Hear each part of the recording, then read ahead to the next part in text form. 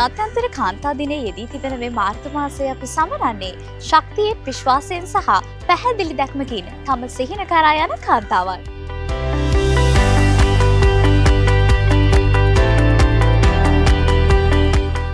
ඉතින් අද අපි මේ විදිහට එකතු වෙලා ඉන්නේ අනාගතය වෙනස් කරන්න සූදානම් වෙන කුඩා කාන්තා ක්‍රිකට්කරු වෙනුවෙන් විෂන් කියා ප්‍රධාන අනුග්‍රහකත්වයෙන් බලගැන්වෙන පාසල් දැරියන්ගේ ක්‍රිකට් පුහුණු වැඩසටහන සමගයි.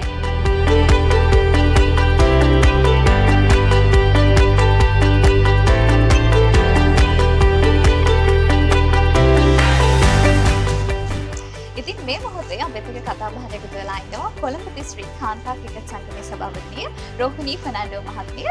ඉතින් මහත්මිය අපි කතා කරමු විෂන් කියා වගේ ආයතනයක ප්‍රධාන අනුග්‍රහය කාන්තා ක්‍රිකට් ක්‍රීඩාවේ උන්නතියට කොයිතරම්නම් වැදගත් වෙනවද කියලා. අත්වශයෙන්ම මේකයි විෂන් කියා ආයතනයක් මම කියන්න ඕනේ ලංකාවේ ඉතාම ප්‍රසිද්ධ පැරණි ආයතනයක්. දිවෙන පුරා ශාඛාවල් තියෙන අපි ඒකට හොඳ ගරුකරන අපි විශේෂයෙන් අද එවැනි ආයතනයක් අපිට අනුග්‍රහය දැක්වීමට ඉදිරිපත් වීම ගැන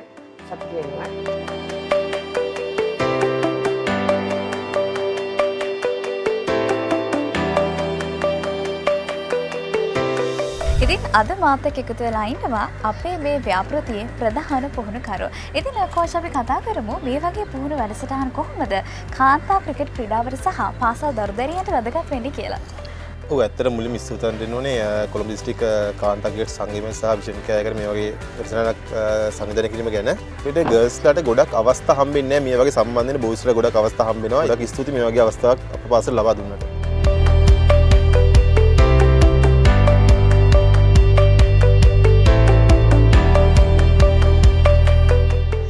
ඉතින් ඔන්න මේ වෙලාවේ අපිත් එක්ක තවත් ක්‍රීඩිකාවක් එකතු වෙලා ඉන්නවා.